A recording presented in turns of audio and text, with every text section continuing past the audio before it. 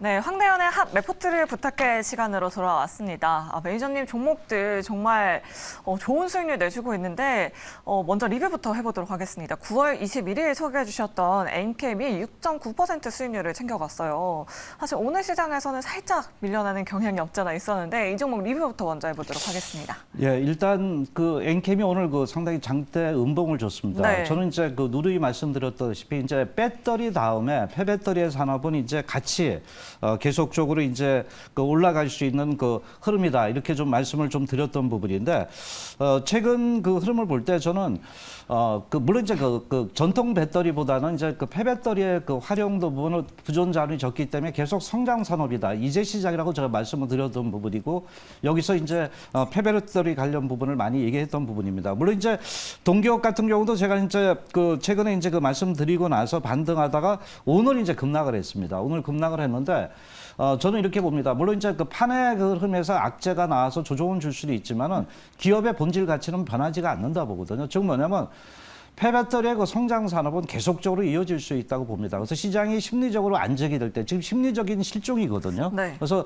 이런 부분이 안정이 될 때 보면 오늘 상당히 음봉이지만은 도리어 주가는 한번 다시 한번 치고 갈 수 있다 이렇게 봅니다. 그래서 이렇게 추격 매도는 조금 자제하는 게 낫지 않나. 물론 이제 네. 환율 변수도 있습니다. 환율이 상당히 또 올라간다면 거기에 따른 하락은 또 디스카운트는 있다 하더라도 향후에 또다시 주가가 반등할 수 있는 부분이고 도리어 저는 이런 종목은 심리가 안정이 될 때 도리어 매수 관점을 좀 찾아보는 전략이 향후 구조적인 성장 산업이기 때문에 필요하다라고 말씀을 좀 드리도록 하겠습니다. 네, 오히려 지금도 매수 접근 유효하다라고 이렇게 말씀해 주셨고요.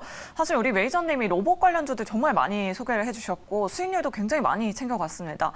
그런데 오늘 시장에서 로봇 관련주들이 좀 급락하는 흐름을 보여줬어요. 이 로봇 관련주들 가지고 계신 분들 정말 많으실 것 같은데 대응 전략 어떻게 세워보면 좋을까요? 예, 제가 로봇 산업의 성장성 부분을 말씀을 드렸고 네. 대기업들이 투자 또 삼성에서 아직 M&A 안 했지만 M&A 부분이 있다 이렇게 해서 이제 로보티즈라든가 SPG 특히 이제 감속기 부분에 성장성 부분을 많이 말씀드렸는데 네. 오늘 상당히 많이 빠졌습니다. 그러니까요. 요새 주가를 이렇게 자세히 보시면요. 제가 펀더멘탈도 필요 없다 그랬잖아요. 네. 근데 조금만 올랐던 종목은 더 많이 빼버렸어요. 근데 제가 볼 때는 로봇 산업도 실적이 나오는 것들은 감속기 부분에서 나온다 이렇게 보고요.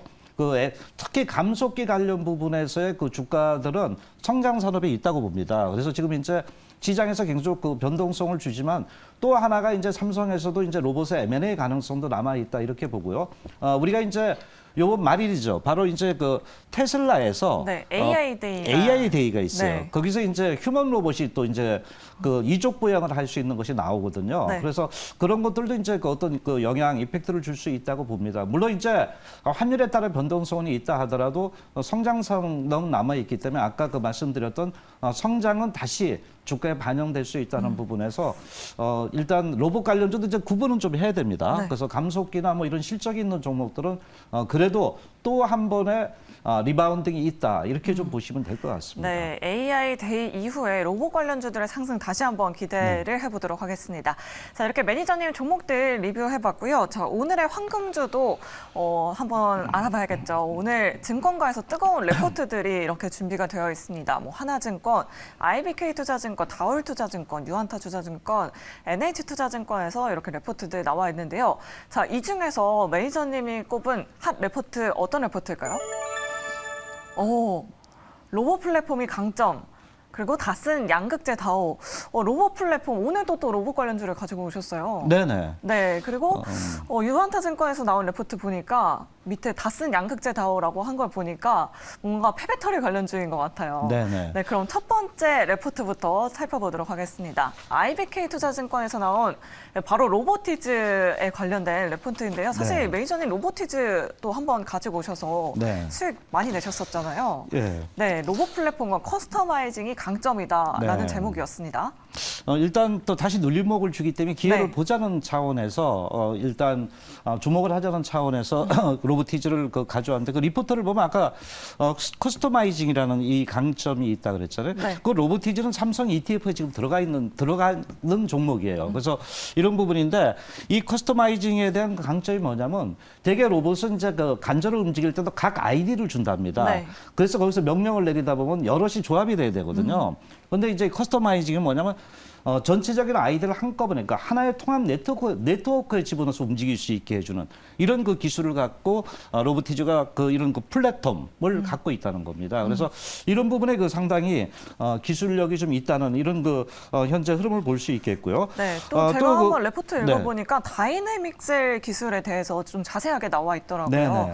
이 다이내믹 셀 기술이 뭔지 자세하게 좀 설명 이것도 좀 뭐 거의 부탁드릴게요. 비슷하다고 볼 수 네. 있습니다. 다이나믹스도 이제 하나로 통합을 시킨다는 거죠. 그래서 전체적으로 커스터마이징과 더불어서 이제 이런 다이나믹스를 해가지고 한 번 명령을 내리면 움직일 수 있게 하는 겁니다. 네. 여러 가지 명령을 한꺼번에 주다 보면 이렇게 충돌이 나오거든요. 그래서 이런 부분에서 이제 전체적으로 다 적용할 수 있다는 겁니다. 특히 다이나믹스는 네. 이쪽도 적용할 수 있고 저쪽도 적용할. 그러니까 플랫폼 부분이 상당히 뛰어난 이런 부분이 아닌가 이렇게 좀 볼 수가 있겠습니다. 그래서 현재 그 흐름을 볼 때 이런 다이나믹스를 통한 로봇 플랫폼 부분의 강점을 갖고 있는 부분이 아닌가 이렇게 봅니다. 그래서 하나의 형태로 모든 것을 적용할 수 있기 때문에 동기업의 어떤 기업 경쟁력 부분이 있다는 이런 리포트라고 우리가 볼 수가 있겠습니다. 네, 그렇다면 뭐 매출과 영업이익 부분도 한번 확인을 해봐야 될 예. 것 같습니다. 사실 로봇 관련주들이 매출이나 영업이익이 그렇게 크게 잘 나오진 않거든요. 그렇죠. 네. 근데 작년을 기점으로 해서 로봇 관련주들이 실적이 조금 변하는 종목들이 있는데 물론 네. 이제 20년도에는 별로 안 좋았어요, 네. 다들. 로봇 관련 산업이 그렇게 투자도 안 하고 이런 부분이 있는데 21년도에 들어오면서 이제 매출이 조금씩 늘어나고 그러니까 있잖아요. 여기 급반등을 예. 보여주고 있네요. 증감률도 좀 늘어나고 네. 있고 그래서 내년도에는 어떤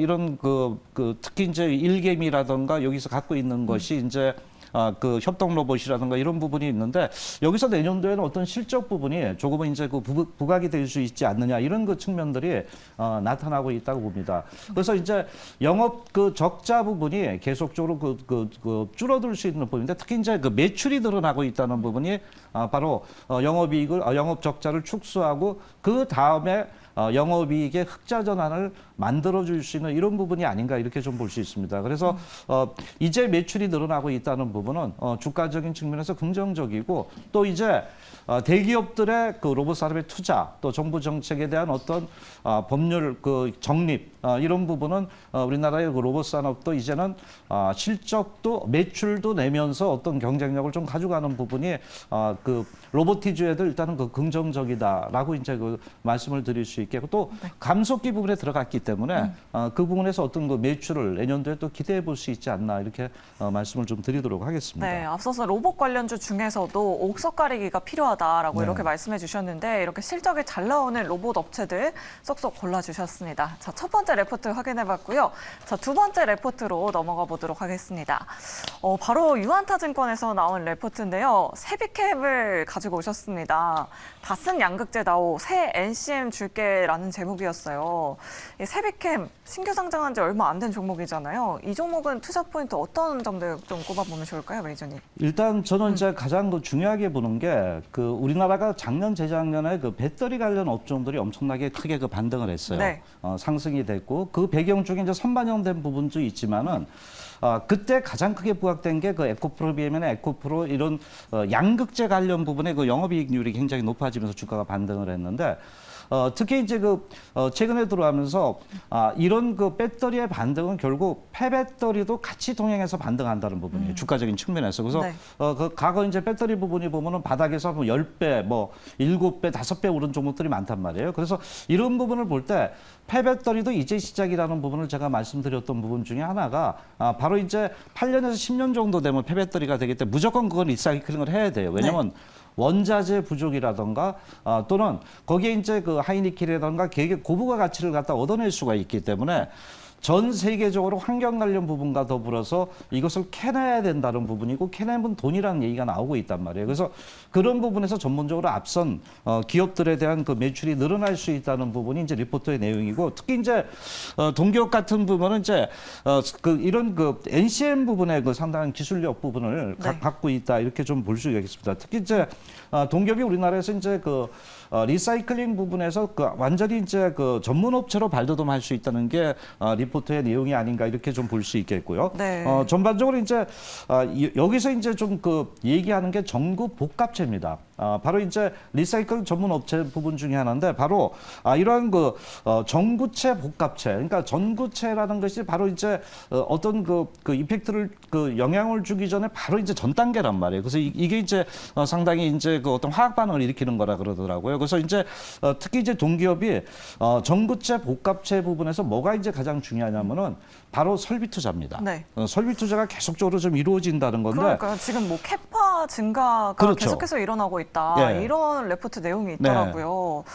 지금 2022년인데 2023년, 2024년 계속 늘어나고 있네요. 그렇죠. 네. 그러니까 지금 이제 2020년도하고 21년도 보면 이렇게 우리가 막대기를 보면 거의 비슷하잖아요. 근데 22년, 23년도, 24년도, 25년도 본다면은 이런 그 현재 그 증설이라는 부분. 네. 과거에 우리가 그 배터리 부분도 증설하면서 주가가 급등을 했어요. 그래서 이런 그 증설이 있을 때보다 주가가 반등했잖아요. 양극재 부분에서. 네. 그래서 세비캠도 이런 그 전체적인 그 매출을 그 일으킬 수 있는 캐파를 증설한다 했는데 뭐 크게 봐서는 이제 3만 돈까지도 이제 그 할 수 있다는 이런 부분이고요. 네. 그래서 뭐 1,000억대 이상 지금 현재 매출이 나오지만은 현재 이런 부분에 그 세비캠의 그 증설은 바로 매출의 척도다라고 이제 얘기를 할 수 있는 겁니다. 네, 아무래도 또 세비캠 같은 경우에는 신규 상장한 지 얼마 안 된 종목이기 때문에 네. 이 락업 물량 해제에 대한 부분도 체크해보지 않을 수 없을 것 같습니다. 네. 이미 고목가 대비 그게 가장 핵심 포인트입니다. 네, 제가 오늘 갖고 나온 게 저도 상승했거든요. 네. 이 종목을 가져오면서 신규 상장 종목은 이거 보유예수 물량 때문에 굉장히 많이 흔들리거든요. 네. 그래서 제가 좀 뒤져봤습니다. 뒤져보니까 지금 여기 이제 그 잘 안 보이실지 모르지만 되게 이제 1개월짜리가 있고 3개월짜리가 있습니다. 근데 지금 그 상장한 지 한 2개월 됐잖아요. 그래서 1개월짜리는 어느 정도 소화가 됐고 6개월 이제 그 2년 이렇게 돼 있잖아요. 그러면 아직까지 기간은 많이 남았다는 거죠. 그래서 지금 현재 그 내년도 가가지고 이제 나올 수 있고 대주주 물량은 뭐 상장 후 한 2년 정도 되니까 그래서 여기 3.3%가 이제 조금 6개월 정도인데 그럼 6개월이면 아직도 이제 상장된 지 지금 한 2개월 됐으니 아직은 시간이 그 남았다는 겁니다.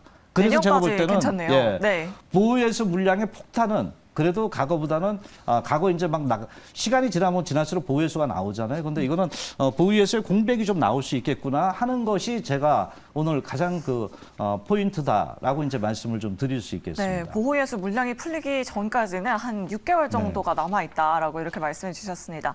자, 이렇게 두 가지 레포트들 체크해 봤는데 자, 그렇다면 매니저님이 꼽은 황금주는 어떤 종목일까요? 예. 바로 세비캠입니다. 네, 역시나 이 폐배터리 관련해서 세비캠 설정해 주셨습니다. 사실 세비캠 같은 경우에는 이 증권사에서는 목표 주가를 제시하지는 않았어요. 좀 매니저님이 바라보고 있는 투자 포인트와 함께 가격 전략도 한번 제시를 해주시죠. 예, 오늘은 제가 가격 전략은 내놓지 않겠습니다. 왜냐하면 네. 이제 우리가 주목을 하자는 부분에서 말씀을 좀 드리겠는데 네. 일단 그 세비캠이 이제 그 지속적인 성장 산업이다 이렇게 좀 볼 수 있겠고요. 네. 제일 중요한 게 제가 실적이라는 부분을 말씀을 드렸어요. 과연 이제 실적을 달고 갈 수 있느냐 이것이 이제 가장 그 중요하다라고 이제 말씀을 드렸는데 아까 우리가 이제 그 캐파 매출 추이라든가 이런 걸 다 봤잖아요. 네. 그래서 이런 거 볼 때 과거에도 이제 주가가 반등한 건 매출이 나오면서 실적이 있는 기업들이 구조적인 성장주라는 부분에서 현재 주가가 반등했고 제가 아까 이제 가장 이제 우리가 수급적인 부분에서 보유예수 물량을 봤잖아요. 네.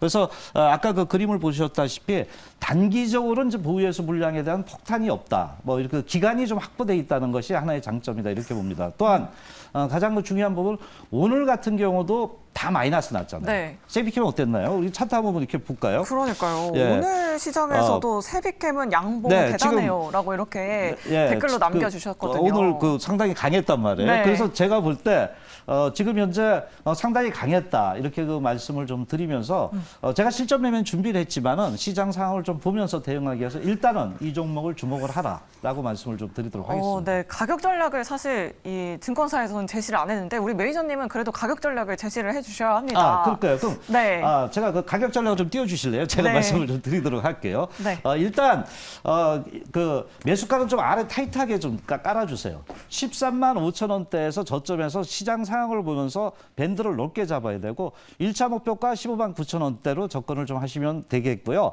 손절 라인은 11만 9천 원대로 하시면 되겠습니다. 네. 네. 세비캠까지 해서 들어봤고요. 오늘 수고 많으셨습니다. 끝으로 이어지는 무료 방송에서는 혹시 어떤 내용을 준비하고 계실지도 잠깐 언급을 주시죠. 예.